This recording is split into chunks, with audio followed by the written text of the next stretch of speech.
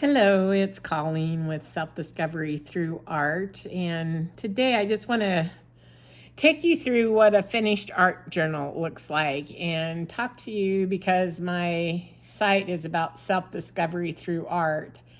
How you can not only grow yourself, but also your art skills by playing and growing through and transforming through creative expression. So I'm going to take you through I'll take you through all the pages here if you have the patience and just see what can happen in an art journal. So this isn't really a designated art journal. It's a journal I bought several of many years ago and rediscovered, and I thought that they were blank pages, and I think I was using them for writing journals at one time and decided, hey, these pages are thick enough, I think, that I could paint on. So that I repurposed this journal. It wasn't an art journal, and started. I have a friend that dresses very colorfully, and I like the way that she expresses herself. She's always wearing different colored glasses and clothes, and that's the way she expresses her creative self, is through how she dresses. And she wears these glasses, and there's usually not glass in them, which is kind of interesting too. But she was so colorful, I wanted to take a picture of her one day and see if I could paint a portrait. And I am not a realistic artist. I'm more of an intuitive artist. So I did try it, and it's okay, but it's not realistic necessarily. It does kind of look like her, but I don't know if anybody would identify her if they looked at this page that knew her.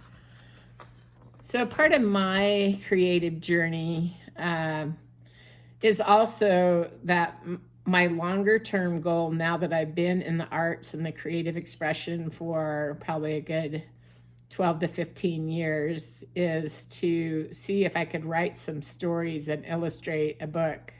Could I create characters and bring them alive? So that's what this page is about. And I don't know that I set out to create these characters. Again, I'm an intuitive artist more than anything else. I probably put down paint and I saw that, and I just kept going with whatever I saw, and this is what emerged. And for me, that's the magic of art journals. Now this, and I could turn it up, but I'm not going to. I was traveling, found this gingerbread man on the floor of an airport. So one of the things that artists also do is they're always looking for bits and scraps of paper that they can repurpose into their art journals. And I painted sort of a beachy background and then put the gingerbread man into colorful clothes by using paint pens. So an art journal is just a great way to explore. I've been working on this art journal for a good 3 years. Partly it's taken me that long to finish it because I never play in just one journal. Other journals call me, or I go somewhere and I don't have this journal, and then I have to do another journal. So I got piles of journals, unfortunately, but yeah. So this is a painting that I did in Mexico, and I think you can start to see some of the influence of Mexico, like in the flowers and the ocean. I was by the ocean, and for some reason, this painting really resonates with me. But when I showed it to my sister, who was in Mexico with me at the time, she wasn't quite as enamored. And so that's the thing about expressive and creative arts, is you have to be mindful about who you're going to share your creative expression with, because some people will clearly not get it, will not understand it, but we do it because it feeds our soul. And sometimes they are something you can put on a card or do something with and repurpose, and people will actually buy something. So on that same trip to Mexico, someone had given me these sort of metallic butterflies that then I thought, well, can I create a story or something out of them? So I put these ladies and put a dark color, tried putting lighter colors on top of that, had light colors over here, and tried to put darker colors onto that. And so it's always an experiment and a background. So if you just think of everything you do in creative expression as an experiment. So one of the things that I've done, and I need to put a video together for all of you that do follow me on this site, is once you learn how to draw a face, you can do lots more. And I don't know how to create figures or anything like that. I haven't studied anything like that, but we know the basic shapes of the body, and we know clothing and hats, and then we can try all these fun little designs. And what happens, the more art you do in the journal, the more you get to see what your style is. Like, you can see that mine's kind of whimsical, storytelling. I'll never do anything that is literal, landscapey, beautiful, like a lot of the paintings you see in art galleries, because I like to have fun and just express myself. So here's where I painted a background, and then I painted part of the background out by putting this landscape, tried paint pens on it. Yeah, and again, this doesn't look like a real dog necessarily, but you can tell it's a dog, right? Or you can tell it's related to the dog family. And that's the thing. Art doesn't have to be perfect to have something that resonates with someone. This is actually me trying to explore some abstract painting, and I don't know how to do that very well yet, so I had some collage that I added to this piece here.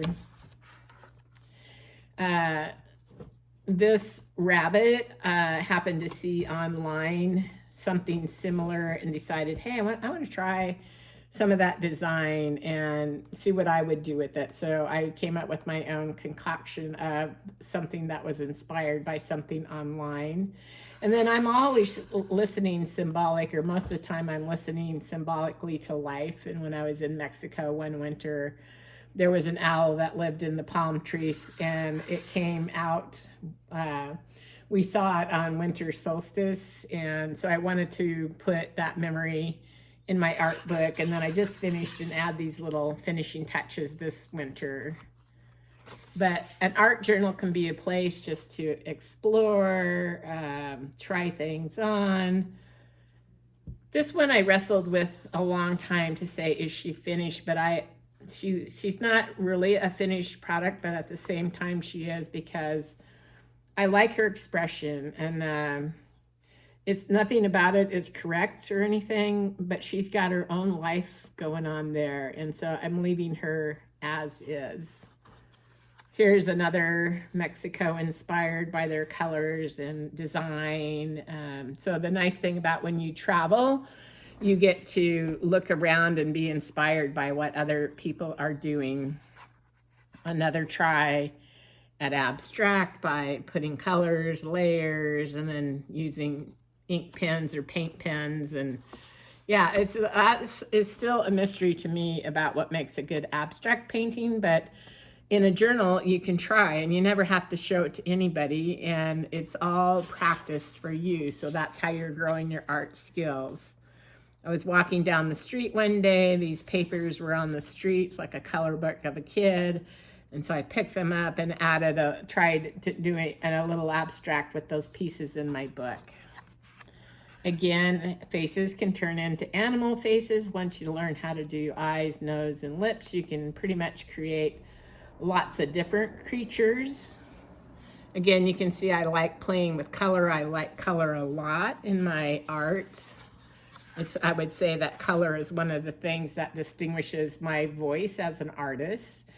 And, we talk about, do we have a voice, and what is our voice and our expression as artists? And if you play around enough, there's a style that's going to come through that at some point would be noticeable to other people, that's your style. So again, these may look unfinished, but to me they're finished enough that I want to leave them kind of in this raw form. When I was in Mexico, I wanted to try a fisherman on a dock using a silhouette. I need to come back in here because it looks like a little paint or something, and just darken him up a little bit. But it's always about experimenting, trying on things, and where does it go? Here's one of just colors and shapes and different designs, and how do they work together, and do they? And again, it's only for me. I don't need other people to see all of these things, although I am sharing with you so that you can learn and grow with me. Mexico has like a Mardi Gras carnival in February, and someone had made a mask out of a Cheerio box, and it was on the street, so I picked it up one day and added it as a collage in this piece that's both a painting and collage. Here I am trying some of the landscape of Mexico, and you can see that I'm not a landscape artist. I'm not a portrait artist. I do my best. I'm learning as I go, and I just like the feel and the color and just exploring.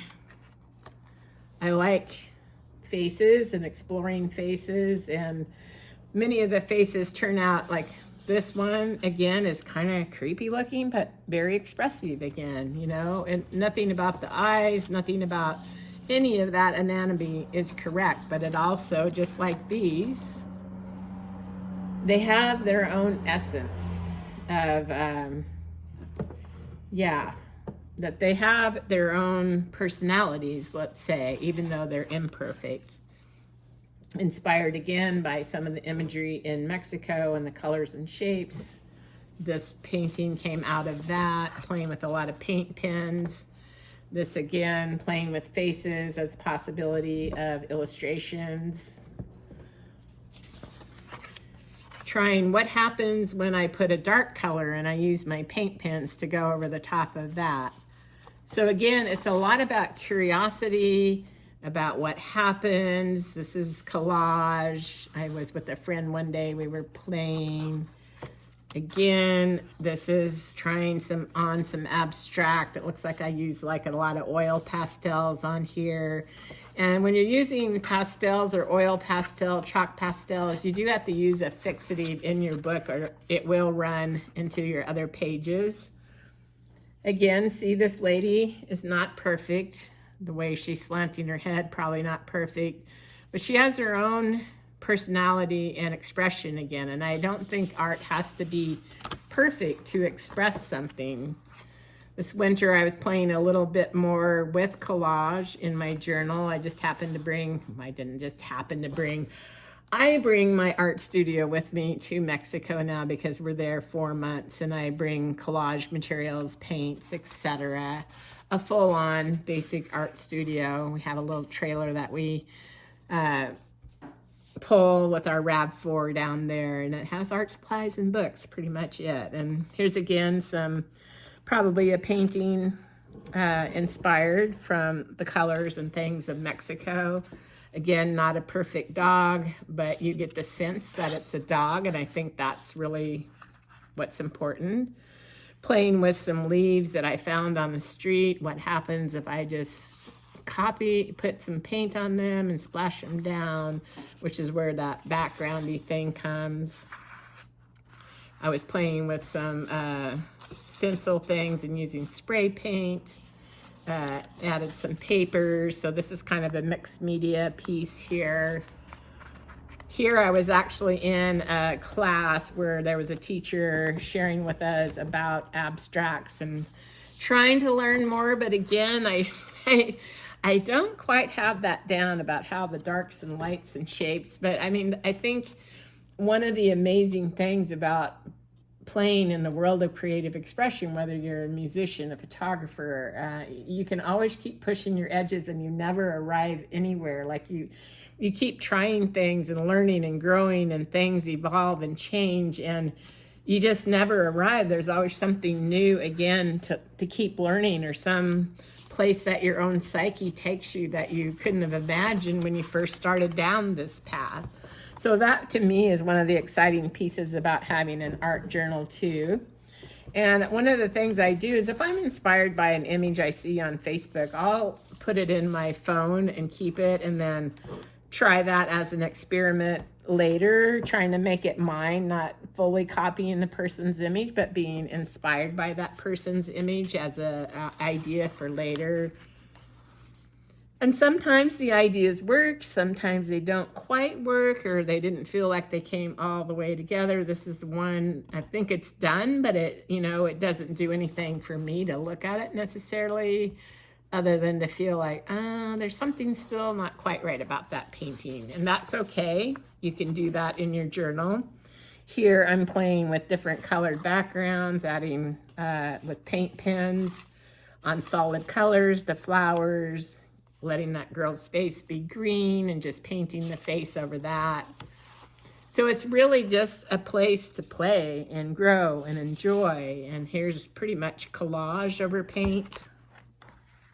In 2025 to 2026, moving into the year of the horse, I thought, hey, I saw this abstract horse. I'm going to try that. I'll draw that in my journal the best I can, or I might have traced it. I can't remember. Yeah, I'll just see what happens. And that would be my way of owning the energy as we move into the energy of the creative horse, which is, I think, a Chinese symbol or something that was big during the first of the year as we moved into 2026. Here's a character that I use collage and things on. And, you know, if I were able to restyle this character in different expressions and put a little storyline to it, I mean, there could be a kid that would enjoy that, right? It's a possibility. Again, this cricket was inspired by real life. We had a room that we rented in Mexico, and one night there was a cricket that was making all sorts of ruckus in our room almost all night, but we could not find it to get it out of there. And so I honored the voice of the cricket, because I figure if something is in my space and it's making that much of a racket, then there's something symbolically that I need to pay attention to about that. And oftentimes I'll look the symbol up online. This is a little bit creepy too, but you know, it's like, can I create my own characters? What does that look like? So again, it's just a space to learn and grow in, right? That's what it's all about, is we're learning and we're growing. This I had painted the mountain, painted the background, and then took a few collage images and put them over the top of that. This little image was inspired by something I saw online, and I made it my own, colored it my own. This is me honoring the year of the horse again. And this is the end of the journal to show the backside of everything. Anyway, these can be great places to learn and grow. And yeah, I just appreciate you being here. And if this inspires you at all, get out those paints and start learning and growing. And if you want to learn more, you can follow me and subscribe. And I do 3-minute videos on here too. Thanks.